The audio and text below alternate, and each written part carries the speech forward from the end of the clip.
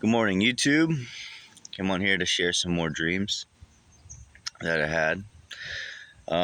If it looks like I just woke up, it's because I did. I just woke up. Um, so the first dream, these two dreams that I had, like right before I woke up this morning. Um, the first dream was about Satan and God, and so basically, the beginning of this dream is I'm on this mountaintop, and on this mountaintop, there is a like a general or like an emperor, or like a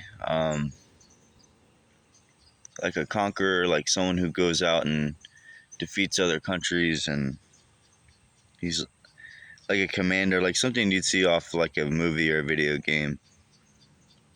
And then I don't know why I did this, but for some reason I threw something at him, and it broke something that he had, and he had his the people working for him there with him, and he told them basically to attack me. Um, and so they shot at me, and I think it was like a cannon. I don't remember. But then I ended up falling down this mountain, and I ended up at like the very very bottom. And I don't know why, but for some reason it was like a desert there at the bottom. It was flat, and then so I'm so I landed down there. I'm still alive, and I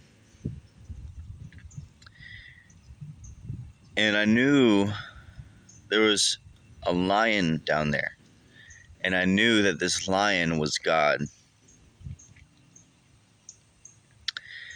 And a lot of people, like what I'm thinking about when I see this lion is that a lot of people think that God is some snuggly little bear, um, or snuggly little kitten that you just hold, and that's not the case. You don't mess with lions. God is a lion. You don't go around walking around lions without getting hurt, and God is a lion. But here's the thing. This lion, so I fell into this pit, and that lion was down there. So I'm on the ground, but then for some reason I get into this pit, and this lion is underneath me, and he's pushing me back up out of this pit, and he's helping me out. And I believe that this is all symbolistic. You know how Satan exalts himself. That's why he's on this mountain, and he demands respect. If you don't give him respect, then he basically destroys you. Or even if you do give him respect, he's just out to still kill and destroy. But yeah, Satan has exalted himself. That's why he was on the mountain. And God is humble. He's humble, but he's still a lion. You don't mess with him. But even though he's a lion and he's humble, he's there to push you out of that pit. He's always there to push you out of that pit where no one else will go. He's there with you. And so yeah, he was pushing me back up, getting me back up on my feet. And I think that means spiritually. All of this is spiritual. And and then after that dream, this dream just happened like right before I woke up and came out here. It's pretty weird. I don't really know what to think of it. I'm pretty sure it has something to do with the mark of the beast, or the prerequisite for the mark of the beast. So I'm like sitting with my grandma and my sister and my wife, and I don't remember who all was there. But I remember my grandma was there, and I'm pretty sure my sister was there. And so we're all like at my grandma's house, and we're all watching a movie. And my grandma asked a question like, "Hey, wasn't like something like a word is said in the movie, and it makes my grandma think of Bethlehem for some reason." And she's like, "Hey, wasn't Jesus born in Bethlehem?" And I was like, "Yeah, he was born in Bethlehem." And then I was explaining to her that King Herod. Um, I may not be 100% right on this, but I was like, "Yeah, he was born in Bethlehem." And then there was this king named King Herod, and he basically sent out everyone to kill. He heard about Jesus's birth, the miraculous birth, and so he sent out everyone to kill all the babies that were 2 and younger. And but an angel came to um, Joseph at night and told them that they had to leave and that they had to go, and they ended up in Nazareth. So I told that to my grandma, and I look over at her to see if she's listening, and she's like ducked down like this, like on the couch, like almost like she's like afraid to talk about it, like she didn't want to talk about it. And so like the next morning, we're still at my grandma's house. The next morning, we're all up, and then we look outside, and there's this rocket outside, a rocket, and it's just sitting there in the front yard, probably like about the bottom is like at level with the roof. It's like a 2-story house. It's a pretty big rocket,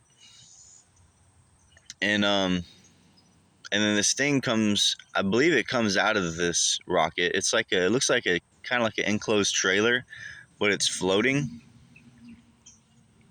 and like you can like drive it, kind of. And I saw an emblem on it, and it was the emblem for the United States Marine Corps. And then I saw this female inside of it, kind of like in the front of it, and her like little control room of it with screens and stuff, and she's basically controlling it, I guess. And then so she lands this little thing, um, whatever she's driving, this enclosed trailer thing that's floating around. She lands it right in the front yard, and then she opens up the doors, and this thing, this robotic, uh, this robot basically comes out, and it's like like in the movies and like in the Marine Corps, they have these remote controlled guns and stuff. They like roll them out and they like control the guns. It was like that, but except basically it had like it was like watching us, and I don't know if it was a robot watching us. It was probably the lady watching us through the camera, and it had a thing on there that said buy e-card. And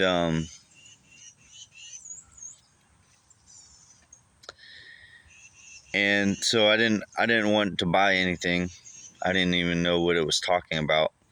But then it started going like boop boop doo doo doo doo doo doo doo doo doo, like it was about to like shoot. And so I went inside because I guess because I wasn't buying this e-card or whatever. So I go inside, and I go in the other room, and I'm yelling at my family. I'm like, "Hey, get down." They're like, "Get down." I'm like, "Get down." And so I like jump down on the ground, and all of a sudden it's like the whole front of the house.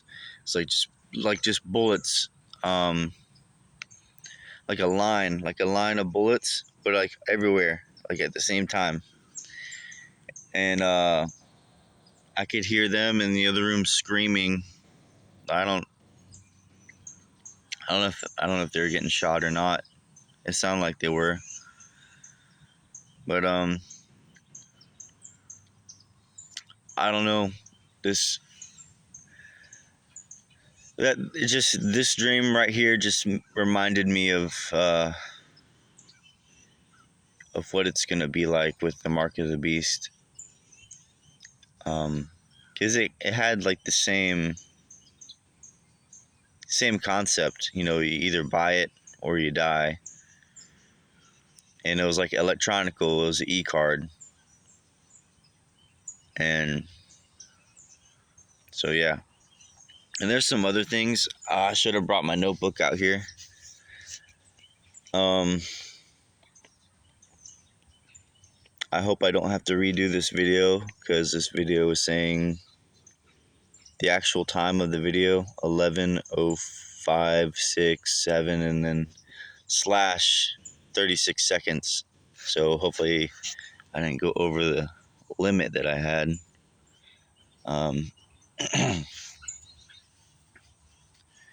But yeah, there's so many dreams, and I've been feeling very convicted lately about not coming out here and making videos. Well,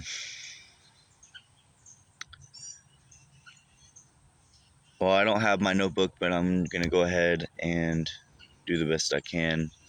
I wrote it down, but this dream I had, it was yesterday, and basically it was like this kid sitting in this chair, and I don't know why I do this, but I pick him up and I carry him in this chair above my head, and I'm carrying him to like the next location that he has to be. And I know he's a Christian, and people are like trying to talk to him and stuff while he's sitting up there in the chair, and while I'm carrying him, and he like rejects talking to him, and he just accuses them of trying to be cool for trying to talk to him and stuff. And I just knew he just was entitled, and this Christian was entitled. He felt like he deserved everything. And so so I put him down where he's supposed to be, like the next like room or something where he's supposed to be at. And then this person says to him, "Loyal is not royal." And I believe that basically that means, you know, just because you're a loyal Christian, you're loyal to God, it does not make you royalty. It doesn't mean you're going to be treated like royalty at all. You know, Jesus was the Son of God, and he was homeless, and, you know, suffered a lot. And so, yeah. And then,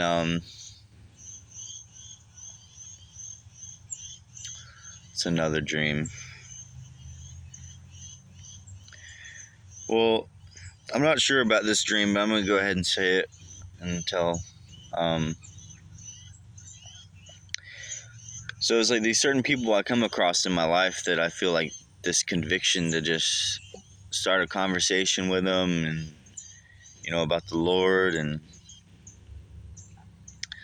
that I haven't. Just random people that I encounter. You know, if I go to this gym, so in this dream it was this person that's always at my gym that I go to. And so in this dream I saw like these assignments in the dream. And these assignments were people in the background, like for the assignment, like the background for it was like their face, but it had like details on it. And these were people that that didn't know the Lord, that I was supposed to talk to.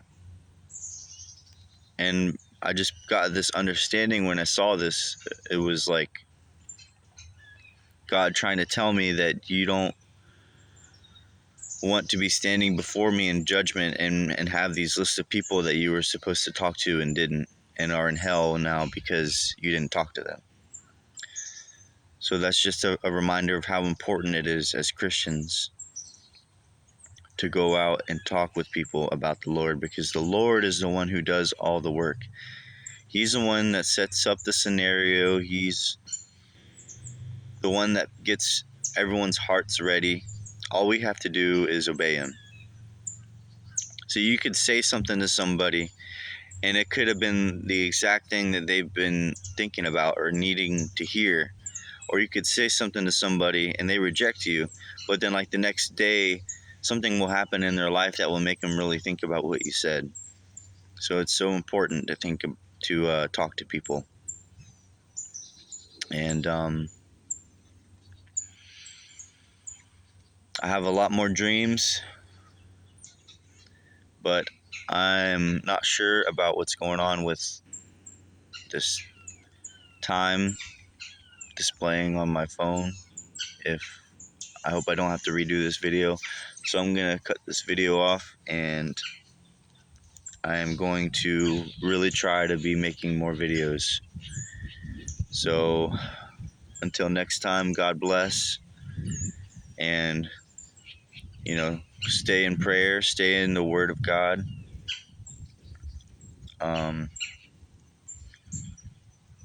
Not only pray to God, but be ready to receive what God has to tell you. God bless.